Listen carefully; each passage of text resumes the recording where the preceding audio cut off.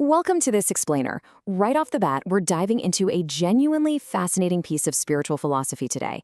It's an intriguing metaphysical text from 2007 by an author named Feng, titled The Spiritual Light and Color of Life.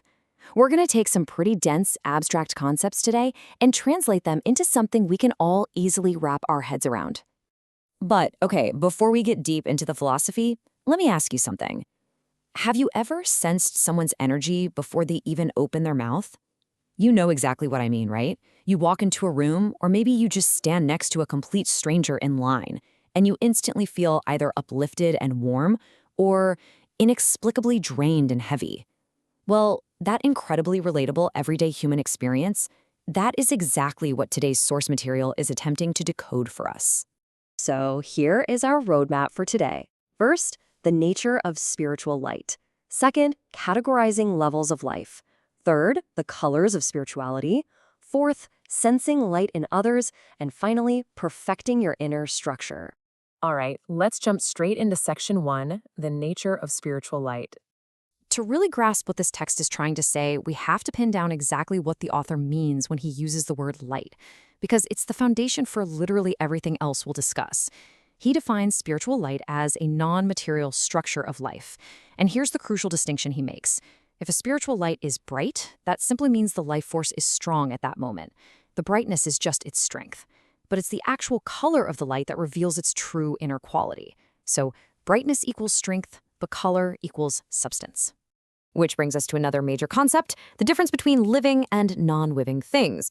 The author posits that literally everything in the universe has some form of light and color. But life beings, so living things, possess initiative in their spiritual light.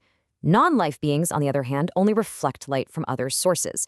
Basically, a rock is just bouncing light around, but a living being is actively projecting its own psychic energy. Moving right along to section 2, categorizing levels of life. In this section, the text outlines a specific hierarchy to categorize humanity based entirely on this unseen spiritual structure. It goes from ignorant persons to laity, mortals, sages, and finally celestials.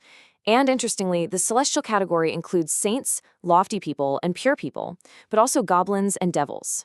The absolute key takeaway here is that these levels are based strictly on inner intentions and spiritual qualities. It has absolutely nothing to do with external physical characteristics. The author uses a really brilliant analogy here to help visualize this.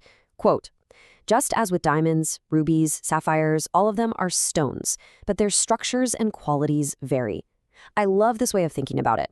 We are all fundamentally people. We're all stones in this scenario.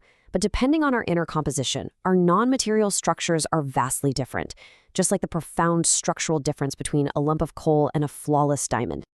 Okay, section 3. The colors of spirituality. This is where things get really vivid, because the text maps those spiritual levels we just talked about to a specific spectrum of colors. It describes a linear progression as someone's inner structure is perfected. So ordinary people give off a faint white vapor. Moving up, sages show a faint change in color. As those qualities purify into fixed colors, saints and pure people radiate red, yellow, and purple. Goblins project blue and green. Devils present as black. And at the very top, Buddhas display this brilliant full spectrum of 7 colors. Now hold on a second. Before you start staring at people on your commute trying to spot a purple or green aura, the author adds a really important caveat. These non-material colors are completely invisible to the naked eye. The text specifically notes that you need what it calls Buddha eyes, which is basically a much higher level of spiritual perception to actually see them visually. Which naturally leads us right into section 4, sensing light in others. Because if we can't literally see these colors, how do we interact with them? Well, the author argues that we subconsciously feel these invisible lights whenever we socialize. Auspicious light makes us feel fresh, open, warm, and inspired. Dark light, on the flip side, makes us feel oppressed, heavy, and unsettled. Think about it. Have you ever read an article that inexplicably inspired you or stood next to someone who just made you feel completely drained for no logical reason? The text argues that's literally you sensing their spiritual light. So what are we supposed to do with all this information? That brings us to section 5, perfecting your inner structure. The text actually provides a sort of mechanical guide for actively improving your own spiritual light. And it uses a great physical analogy to explain it: magnets. Magnetized iron has orderly molecules and it has polarity. Ordinary iron has disordered molecules and lacks polarity.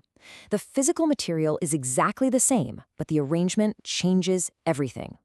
So, perfecting your inner structure simply means organizing your consciousness.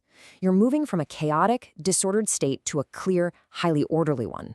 And that internal order translates directly into how other people experience you. Imagine walking down a street. You walk past the auspicious shop, and it's clean, bright, lively, and it just naturally welcomes you inside. Then you pass the gloomy shop, which is disorganized, oppressive, and heavy. A well-ordered consciousness acts exactly like that inviting shop, naturally drawing people in with its auspicious light. The author also relates this to nature. Some people's inner life structures are like green hills with clear water, just bright, colorful, and vibrant. Others are like barren hills with muddy rivers. These are the vastly different spiritual landscapes that we are constantly presenting to the world around us. Boiling it all down, the text leaves us with 3 actionable steps. Number 1, perfect your non-material structure. Number 2, you do that by making your consciousness clear and ordered. Again, just like aligning the molecules in a magnet. And number 3, allow your environment to inspire you along the way. Because ultimately, an orderly consciousness is the exact mechanism that allows your colorful, auspicious light to finally shine through. As we wrap up, I want to leave you with this really poetic conclusion straight from the source material. Quote, "What do we see as we gaze across the vast Gobi Desert? Most people just see sand, but some see the grand phenomenon of heat currents, while others even see mirages." The author is essentially challenging us here. He's asking us to concentrate a little longer, to look a little deeper, and to find the things that remain completely invisible to everyone else. So here is a final thought for you to chew on. When you gaze across the desert of your everyday life, do you just see the sand? The basic surface-level physical interactions? Or are you organizing your consciousness and looking closely enough to see the mirage, the actual spiritual light and color behind it all? Thank you so much for joining me on this explainer today. Keep looking deeper, and I'll see you next time.